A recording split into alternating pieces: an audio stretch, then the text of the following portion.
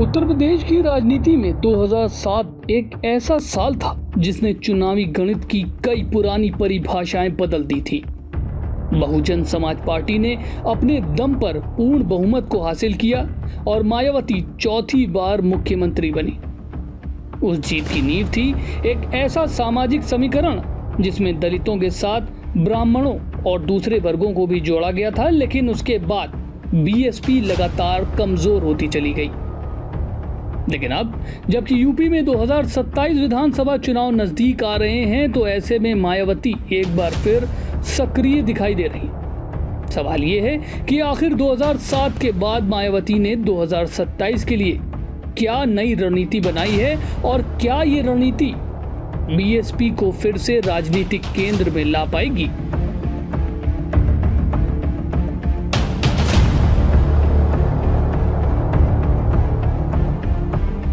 Bahujan Samaj party के लिए 2027 का चुनाव सिर्फ एक सामान्य चुनाव नहीं, बल्कि राजनीतिक अस्तित्व और पुनर्वापसी की लड़ाई माना जा रहा है। पिछले कुछ महीनों में मायावती ने जिस तरह लगातार संगठनात्मक बैठकें की हैं और कार्यकर्ताओं को चुनावी तैयारी में जुटने का संदेश दिया है, उससे साफ संकेत मिल रहे हैं कि बीएसपी अब मिशन 2027 को लेकर पूरी तरह चुनावी मोड में आ चुकी है।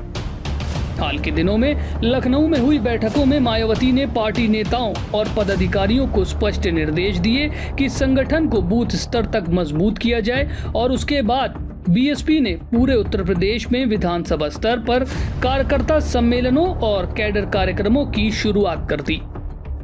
पार्टी का ऐसा मानना है कि उत्तर प्रदेश के पिछले 3 चुनावों में संगठन की कमजोरी की वजह से पार्टी को नुकसान उठाना पड़ा था, इसलिए इस बार सबसे पहला फोकस बूथ नेटवर्क को मजबूत करने पर रखा गया है। बीएसपी नेतृत्व चाहता है कि हर विधानसभा और हर बूथ पर पार्टी की सक्रिय मौजूदगी दिखाई दे। इस बार होने वाले विधानसभा चुनाव में मैं खुद भी कोई कसर छोड़ने वाली नहीं हूँ, ये मेरा पुनः वायदा है। और जब यूपी में इस बार होने वाले विधानसभा चुनाव में हमारी पार्टी की पूर्ण बहुमत की सरकार बन जाती है, जिसकी काफ़ी उम्मीद भी है, तब फिर हमारी पार्टी सन 2007 में पूर्ण बहुमत की बनी सरकार की तरह ही यहाँ हर मामले में व हर स्तर पर सर्वजन हिताय व सर्वजन सुखाय की नीतियों एवं सिद्धांतों पर आधारित ही सरकार चलाएगी। बता दें कि मायावती की कई बड़ी रणनीतियों में एक बड़ी रणनीति ये भी है कि पिछड़े वर्ग यानी ओबीसी समाज को दोबारा अपने साथ जोड़ा जाए। जून 2026 में हुई समीक्षा बैठकों में उन्होंने विशेष रूप से ओबीसी समुदाय के बीच संपर्क अभियान बढ़ाने पर जोर दिया। पार्टी नेताओं से कहा गया कि वो गांव और कस्बों में जाकर पिछड़े वर्गों के बीच बीएसपी की नीतियों और पुराने कार्यकाल की उपलब्धियों को लेकर संवाद करें। बीएसपी का मानना है कि अगर दलितों के साथ ओबीसी समाज का बड़ा हिस्सा फिर से पार्टी के साथ आता है, तो फिर चुनावी समीकरण भी बदल सकते हैं। राजनीतिक विश्लेषकों का मानना है कि बीएसपी अब केवल अपने पारंपरिक दलित वोट बैंक पर निर्भर रहने के बजाय व्यापक सामाजिक गठबंधन तैयार करने की कोशिश कर रही है, और यही वजह है कि पार्टी लगातार सर्वजन की राजनीति की बात भी कर रही है। 2007 में भी मायावती ने दलितों के साथ ब्राह्मण समाज को जोड़कर एक नया राजनीतिक मॉडल तैयार किया था, और अब एक बार फिर उसी सोशल इंजीनियरिंग मॉडल को नए रूप में सामने लाने की कोशिश दिखाई दे रही है। जब आगे चलकर हमारी पार्टी को ये पूरा भरोसा हो जाएगा कि बीएसपी से गठबंधन करके चुनाव लड़ने वाली पार्टी अपनी पार्टी का खासकर अपर कास्ट समाज का वोट उनकी जातिवादी मानसिकता व सोच आदि को बदलकर हमारी पार्टी को ट्रांसफर करा सकती है, तब फिर उस समय गठबंधन करके चुनाव लड़ने को लेकर जरूर सकारात्मक निर्णय लिया जा सकता है। मायावती ने कई मौकों पर कहा है कि अगर उनकी सरकार सत्ता में वापस आती है तो सभी वर्गों को सम्मान मिलेगा, और बीएसपी ही वो रणनीतिक मंच है जो बिना भेदभाव के सभी समुदायों को राजनीतिक भागीदारी दे सकता है।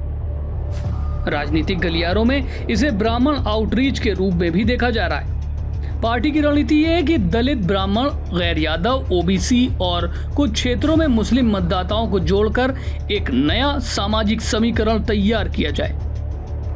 2027 की तैयारी केवल सामाजिक समीकरण तक सीमित नहीं है। बीएसपी उम्मीदवार चयन की प्रक्रिया पर भी विशेष ध्यान दे रहे हैं। पार्टी नेतृत्व विभिन्न विधानसभा क्षेत्रों में संभावित उम्मीदवारों की समीक्षा कर रहा है। कोशिश ये है कि ऐसे उम्मीदवारों को आगे लाया जाए जिनकी स्थानीय स्तर पर मजबूत पकड़ हो और जो संगठन को भी सक्रिय रख सकें। माना जा रहा है कि इस बार टिकट वितरण में स्थानीय प्रभाव और सामाजिक समीकरण दोनों को ध्यान में रखा जाएगा। वहीं दूसरी तरफ अगर बात करें चुनौतियों की, तो वो भी मायावती के सामने कम नहीं है। भारतीय जनता पार्टी मजबूत संगठन और सत्ता के लाभ के साथ चुनावी मैदान में है, तो वहीं दूसरी तरफ समाजवादी पार्टी भी पीडीए यानी पिछड़ा दलित अल्पसंख्यक रणनीति के जरिए अपने जनाधार को बढ़ाने में लगी हुई है। साथ ही कांग्रेस भी राज्य में अपनी मौजूदगी बढ़ाने की कोशिश कर रही है। तो फिर ऐसे में बीएसपी को केवल पुराने वोटरों को वापस लाने से काम नहीं चलेगा, बल्कि नए मतदाताओं के बीच भी भरोसा पैदा करना होगा।